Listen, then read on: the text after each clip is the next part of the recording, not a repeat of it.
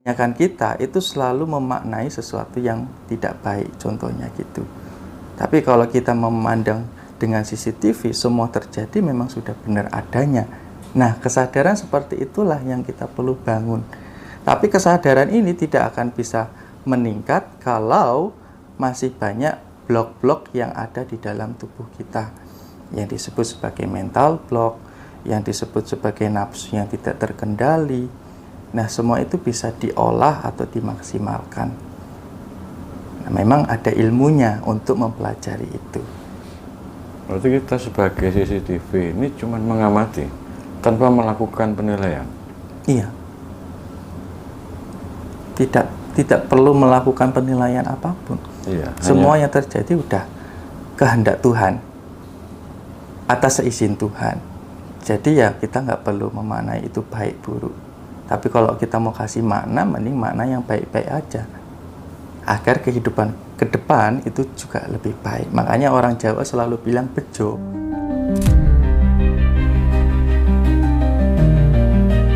Enlightenment seorang Nabi Muhammad ini kaitannya ternyata sama kemanusiaan gitu.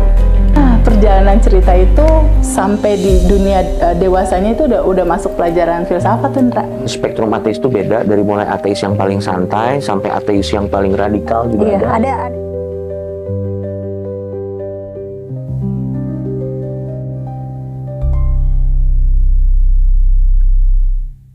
Terkait tadi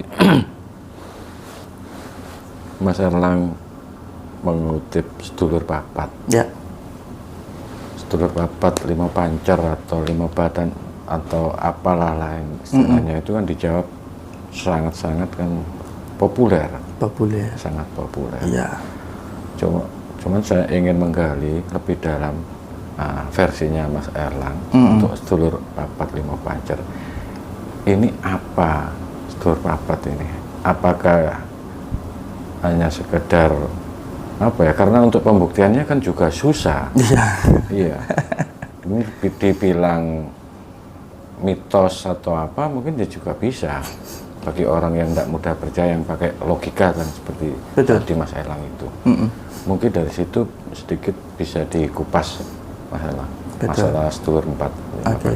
Kalau versinya si Sunan Kalijaga itu kan Kakang Kawah di Ari-Ari. Tapi kalau kita memahami lebih mendalam, sebenarnya sedulur 4 itu memang sudah mendampingi kita, ya sudah ada di dalam tubuh kita. Artinya tadi balik lagi, sedulur papat ini sifatnya positif, ya sifatnya positif, dan kita itu sebenarnya sifatnya netral. Makanya ketika manusia bisa menetralkan diri, dia bisa melihat yang namanya positif dan negatif secara utuh. Sedulur papat itu tercermin di dalam tubuh kita yang disebut sebagai kulit kita, sebagai darah kita, daging, dan tulang. Kulit itu sebagai sensor dari tadi frekuensi, getaran, energi, ya, itu sebagai sensornya. Terus darah itu sumber keinginan manusia. Orang yang keinginannya banyak pasti darahnya bermasalah. Orang yang punya keinginan banyak, darahnya pasti bermasalah. Itu pasti. Pasti ini. Ya? Sudah pernah riset ini masalah. Kamu bisa melihat sendiri. Orang-orang yang stres, darah tinggi, ataupun darah yang berhubungan dengan darah, itu pasti punya banyak keinginan yang ditekan. Itu gitu. Tapi kalau dia menjaga pola hidup yang sehat, pasti keinginannya menurun. Kayak misalnya orang yang sering ke alam, dia pasti jarang ada keinginan. Kenapa? Karena bagi dia ketika udah di alam, nggak ada yang mau diinginkan lagi. Apa yang diinginkan ketika udah di hutan? Paling ya makan, minum, tidur, buang air besar. Tapi ketika di kota, misalnya Jakarta gitu, ya dia pengen mobil lah, pengen penghasilan sekian lah. Lihat sepatu, ya. Pengen ini sepatu, pengen tas. Banyak gitu loh. Akhirnya, padahal ya kebutuhan kita cuma 4 tadi. makan, minum, tidur, buang air besar. Ya. Tapi nggak pernah disadari kebutuhan itu, karena pikiran kita kebanyakan keinginan. Makanya kata Sang Buddha, ketika kita bisa melenyapkan atau melepaskan keinginan tadi, maka kita akan bisa lebih merdeka, tidak mengalami penderitaan. Iya, iya. Berarti kalau gitu digambarkan mulai dari kulit, darah, daging itu berarti sedulur papat itu apakah berupa fisik, Mas? Ya, makanya kan kulit kita itu bisa diajak ngomong. Darah Berarti kita, sedulur papat itu ada yang fisik, secara fisik memang. raga kita ini. Oh, raga kita ini. Iya. Tapi kita kan nggak pernah sadar. Kita Iya, pikir iya, ini raga punya kita. Ya kan? Kita pikir katakanlah daging, kulit, tulang ini punya kita, padahal ini hanya titipan. Iya, iya, iya. Titipan yang perlu dijaga, yang perlu kita rawat dengan baik, agar ketika dikembalikan ya dengan keadaan yang baik. Kenapa kalau di literasi Muslim ketika dibangkitkan yang ditanyai tubuh, bukan mulut. Mulutnya dikunci. Karena tubuh adalah bawah sadar. Artinya di dalam tubuh banyak informasi, banyak DNA. Di dalam DNA ada informasi atau memori. Kalau memori atau yang kita lakukan sehari-hari ini tidak baik, ya akan terekam di dalam tubuh kita. Tapi kalau kita pakai mulut, pasti pikir. Kita akan berlogika. Banyak bohongnya. Gitu. Pasti. Berarti memang yang diperlukan waktu itu alam bawah sadar nanti itu ya. Iya, Prosesnya. prosesnya. Terjadi tanya jawab itu. Mm-mm. Oke. Terus tentang keinginan. Ya, Barusan Mas Erlang bilang kalau keinginan ini sebenarnya salah satu sumber daripada penderitaan. Terus gini, apakah kalau memang itu sumber terus kita manusia itu tidak boleh punya keinginan gitu? ya. Mohon penjelasannya. Apakah nggak boleh? Boleh. Tapi kita harus tahu diri dan sadar diri. Itu dulu. Paling bagus seperti ini. Kita harus bekerja dulu atau berbuat baik atau membantu dharma. Melakukan dharma, perbuatan yang baik. Ketika kita melakukan terus dharma, maka akan punya arta, duit. Ketika udah punya uang, baru punya keinginan. Baru kita bisa memenuhi, akhirnya mencapai yang namanya moksa. Atau terbebas dari keinginan itu sendiri. Orang kan ujung-ujung dari keinginan itu merasa lega. Iya. Apapun yang diinginkan manusia adalah ujungnya kekosongan. Pengen cewek, pengen duit, pengen apa, kosong ujung. Tapi kalau kita bisa kosong setiap saat atau setiap hari, kalau mungkin di Muslim minimal 5 kali kosong terus, kan enak hidupnya, happy terus. Ya, cuman kan mungkin agak susah memang ya untuk istilahnya mengesampingkan keinginan. Mungkin terlanjur banyak itu godaan hasrat yang istilahnya dari ego. Itu terus gimana caranya untuk mengendalikan itu hasrat-hasrat itu? Kan susah juga kalau memang kalau seperti yang apa ya Mas Erlang Ya, berikan paparan kan agak gimana ya, masih ya maaf mungkin agak mengambang lah. betul, Oke. betul. Secara teori pasti kebanyakan orang masih belum memahami. Iya. Karena pemahaman akan datang setelah kita mengalami. Kita nggak akan tahu rasanya manis itu seperti apa kalau belum pernah merasakan. Oke. Artinya di sini makanya aku ada semacam kelas khusus yang disebut sebagai private coaching itu, karena dia one-on-one coaching. Tujuannya adalah di sini aku memberikan pengalaman untuk mereka mengalami kehidupan sebenarnya, menjadi manusia yang seutuhnya. Karena kebanyakan manusia itu tidak menjadi manusia yang seutuhnya, yaitu direcoki oleh berbagai macam pikiran, ego, hasrat, dan lain sebagainya. Ketika dia menjadi manusia yang seutuhnya, mengalami kehidupan yang sebenarnya, dia akan mulai paham. Kenapa? kesadaran dia akan mulai meningkat. Yang tadinya mungkin kesadarannya di tubuh fisik seperti ini, itu pelan-pelan dia akan mulai keluar secara kesadaran. Dia akan mulai melihat seperti CCTV. Ibaratkan gini, dulu mungkin dia kayak orang buta memegang gajah. Dia mendeskripsikan gajah itu ya bulat karena dia pegang kakinya, panjang karena dipegang belalainya, begitupun seterusnya.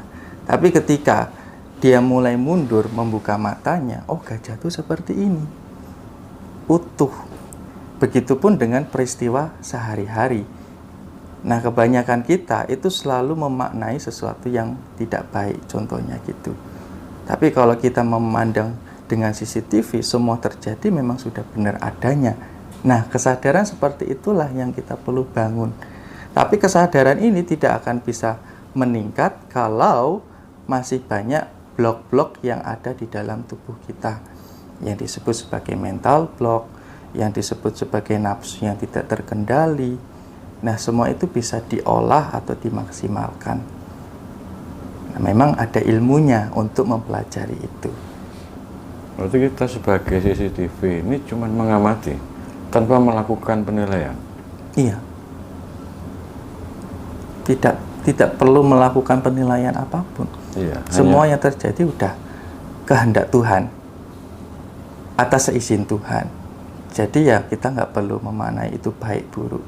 Tapi kalau kita mau kasih makna, mending makna yang baik-baik aja, agar kehidupan ke depan itu juga lebih baik. Makanya orang Jawa selalu bilang bejo. Iya. Wah bejo, cuman ini yang hilang misalnya gitu. Dia nggak selalu bilang aduh apes, kan nggak. Iya. Pasti bejo, Iya. untung. Iya. Meskipun sudah tabrakan, Iya. cuman patah kakinya itu masih, oh cek selamat, cek bejo, cek untung. Itu Cuman kan kakinya yang patah. memaknai sesuatu yang Berarti di baik. situ ada konteks bersyukur, Yes. meskipun dalam keadaan tertimpa musibah. Gitu. Tapi itu kan tidak mudah itu penerapannya itu. Betul. Ketika hati kita atau cara pandang kita sempit, makanya butuh legowo. Penerimaan yang total itu penting. Kalau udah bisa menerima ikhlas, dalam arti kita tidak menyangkal atau tidak mengesampingkan emosi-emosi yang bergejolak, ya maka udah lenyap seperti itu. Oke. Sebentar, ini saya coba buka dulu, kerpean dulu. Oke, Mas Elang, ini ada pertanyaan terkait tetap ini masalah pengembangan potensi diri. Kan kita mengenal juga bahwa ada hambatan atau blok mental, salah satunya mungkin kemalakatan dalam diri kita, entah itu mengenai soal harta, jabatan, atau apapun itu ya. Itu yang ingin saya tanyakan itu bagaimana caranya menyadari itu adanya kemelekatan. Kan orang itu kan enak terlena. Kita punya uang 1 miliar, 2 miliar, kita enak terlena. Padahal itu suatu kemelekatan. Iya. Nah, gitu. Bagaimana itu? Bisa dijelaskan? Untuk mulai menyadari. Iya. Nah, manusia itu katakanlah ketika dia terlena akan sesuatu, biasanya memang tidak sadar. Untuk bisa sadar, biasanya manusia itu butuh yang namanya kehancuran dulu. Kembali ke mana? Tadi ya? Iya. Iya. Dihancurin dulu. Prihatin Aku akhirnya. prihatin lagi. Kalau dia tidak prihatin, maka nggak akan bisa. Manusia itu jarang ada yang mempersiapkan. Misalnya gini, sebelum terjadi tak persiapkan dulu. Itu jarang yang ada. Kebanyakan adalah dia hancur dulu atau babak belur dulu, baru dia mencari, dia mengusahakan. Karena dia pikir ketika dia belum mengalami itu, ya hidupnya baik-baik saja, hidupnya aman-aman saja. Padahal dari rasa aman dan nyaman itulah Adam dan Hawa diturunkan, kan gitu. Iya. Tapi kalau enggak gitu juga enggak rame ya Mas ya. Iya. Kan serunya hidup kayak gitu. Serunya iya. Roller coaster naik turun gitu. Oke. Terus bagaimana menyikapi agar tidak timbul kerancuan dalam memahami kemelekatan gitu? Apakah kita harus bisa melepas semua rasa memiliki gitu? Dalam implementasi kehidupan sehari-harinya itu kayak apa gitu? Misalnya, contohnya. Contoh ya. Iya, secara kecil mungkin sederhana. Oke, baik. Paling mudah adalah uang.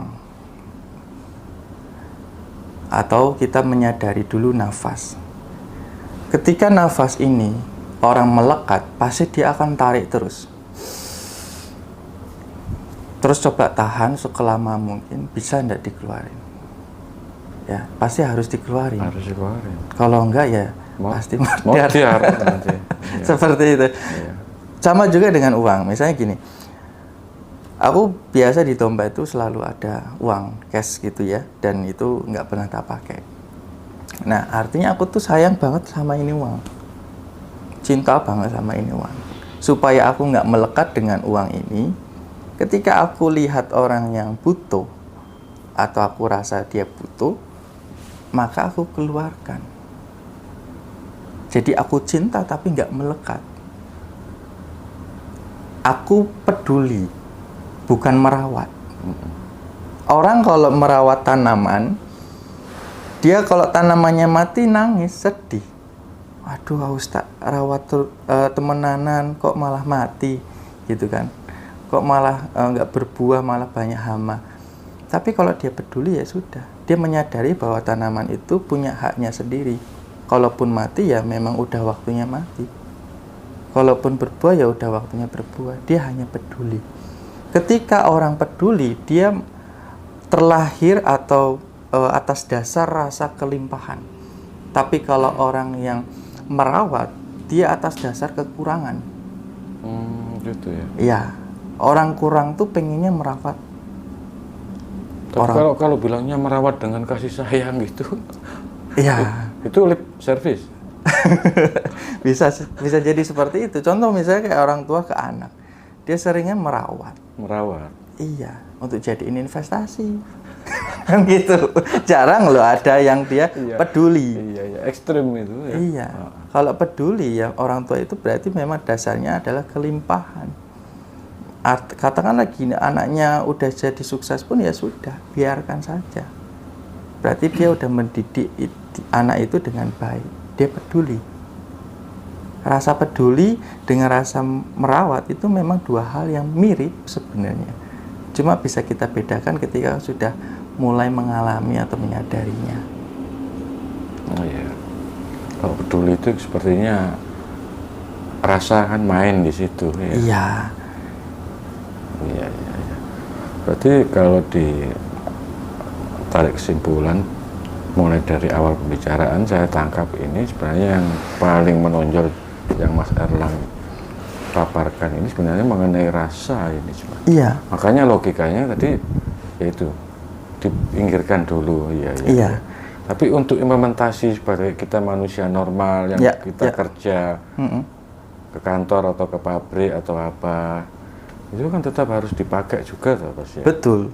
Makanya digunakan 50% supaya seimbang. Saat bergerak, kita nggak usah pakai logika, hajar aja. Udah yakin lakukan. Nah, nggak yakin ya nggak usah. Itu pakai nurani. Logika digunakan untuk apa? Untuk berpikir sesuatu yang sudah kita lalui. Sesuatu yang sudah kita lalui? Iya. Logika? Semua riset, semua hal penemuan itu terjadi karena dia sudah melalui dulu. Dicoba lagi, oh tadi tuh gini, oh berarti dibenahi lagi, oh gini, akhirnya jadi. Tapi kalau manusia mikir terus nggak melakukan, tidak akan pernah jadi. Contoh orang yang ya katakanlah suami istri, dia mikir, bukannya bikin anak misalnya mikir, nggak jadi. Dia harus melakukan dulu, tau. Ketika udah melakukan, baru tahu. Oh jadi. Kan gitu. Gampangannya. Ya, kalau itu tidak pernah error itu. Iya. Kan biasanya trial and error kan dia. Ya. Kalau itu kebanyakan goal terus. Oke, Mas. Tadi ada yang menggelitik ini sebenarnya yang Mas sampaikan ada sedikit disentil tentang moksa. Setelah tadi proses pencarian ilmu, terus harta, terus apa lagi itu kan? Terakhir moksa kan? Iya, setelah keinginan selesai moksa. Iya. Kalau di ajaran Nusantara itu kan memang familiar ya itu ajaran moksa itu ya. Itu suatu tujuan, apa suatu sarana atau gimana itu moksa itu? Apa semua orang harus memimpikan ke sana lewat jalur itu? Itu sesuatu proses alami ketika kita mulai menyelami kondisi spiritual atau kondisi batin kita. Proses alami menuju ke situ. Jadi bukan sebuah tujuan juga.